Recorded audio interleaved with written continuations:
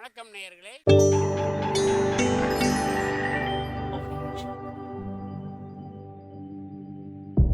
மகிழ்ச்சிக்கோர் தென்கட்சி என்ற அலைவரிசையில்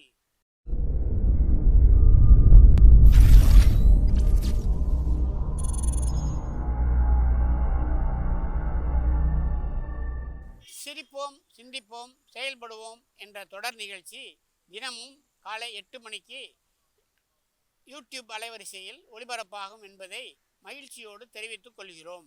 1877 வருஷம் அந்த ஆண்டின் பிற்பகுதியில் ஒரு நாள் முதல் தடவையாக இந்த உலகத்தில் ஒரு கருவி பேச ஆரம்பிச்சுது. ஒரு விஞ்ஞானி அந்த கருவியை கண்டுபிடிச்சார். அந்த கருவியின் கைப்பிடியை பிடிச்சி லேசாக திருகினார்.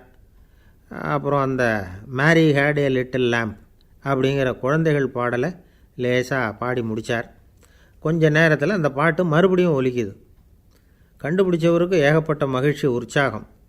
உலகத்தின் முதல் பேசும் கருவி உருவாயிட்டுது.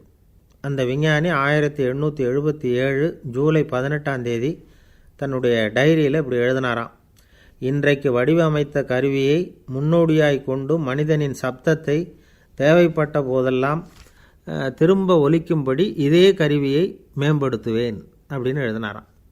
யார் அவர்? அவர் தான் தாமஸ் ஆல்வா எடிசன். ஆரம்பத்தில் அவர் வடிவமைத்த கருவி எப்படி தெரியுமா? அதோட இடது பக்க கைப்பிடியை திருகினபடி நடுவில் உள்ள கருப்பு தகட்டுக்கு அருகே காதை வச்சு கேட்டால் சத்தம் கேட்கும். அதுக்கப்புறம் பிற்காலத்தில் அதோட ஒரு ஹாரனை இணைச்சி சத்தத்தை அதிகமாக்கினார்.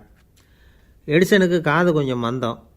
அவர் தான் கண்டுபிடிச்ச கருவி அந்த இசை கேட்குறதுக்கு உபயோகப்படும்னு கொஞ்சம் கூட நினச்சி பார்க்கல. பார்வை இல்லாதவங்களுக்கு பாடம் சொல்லி கொடுக்கறதுக்கு இது பயன்படும் அப்படின்னு தான் நினச்சாராம்.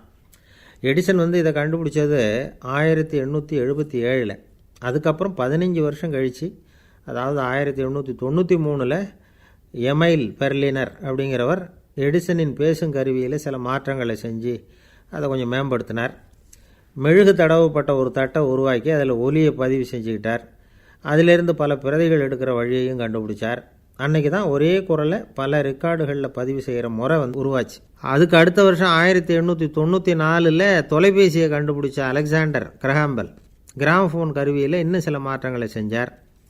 இவர் உருவாக்கின கிராமஃபோன் கருவியில் வலதுபுறம் ஒரு கைப்பிடி இருக்கும். அதை சுழற்றினா சத்தம் ஏற்கனவே இருக்கிறத விட அதிகமாக கேட்கும். சத்தத்தை கேட்க காதில் ஒரு சிறிய குழாயை பொருத்திக்கணும், அவ்வளவுதான். இப்படிலாம் இருந்தது ஒரு காலம்.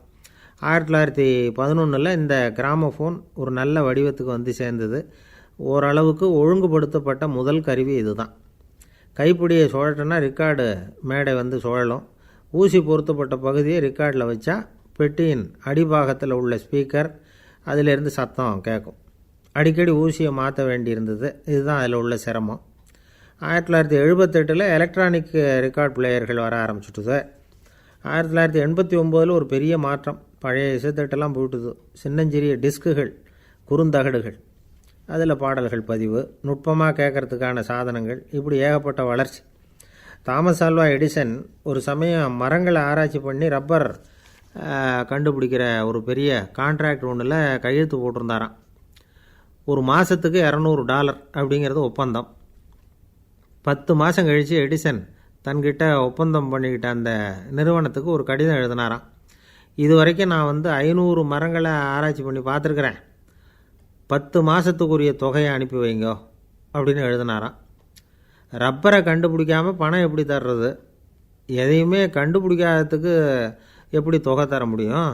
அதனால் எதையும் கண்டுபிடிக்காததுக்கு தொகை தர முடியாது அப்படின்னு பதில் தான். 500 மரங்களில் ரப்பர் இல்லைன்னு கண்டுபிடிச்சிருக்கேன்ல, அதனால் அதுக்கு பணத்தை அனுப்பி தான் வைக்கணும் அப்படின்னு ஒரு பதில் எழுதினாராம். அந்த நிறுவனம் வேறு வழியே இல்லாமல் பணத்தை அனுப்பி வச்சு தான்.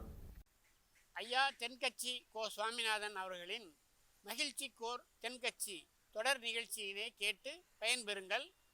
நிகழ்ச்சியினை பிடித்திருந்தால் உங்களுக்கு கமெண்ட் பாக்ஸில் உங்கள் கமெண்ட்டுகளை பதிவு செய்யுங்கள், ஷேர் செய்யுங்கள், லைக் செய்யுங்கள், கண்டிப்பாக சப்ஸ்கிரைப் செய்யுங்கள். நன்றி, வணக்கம்.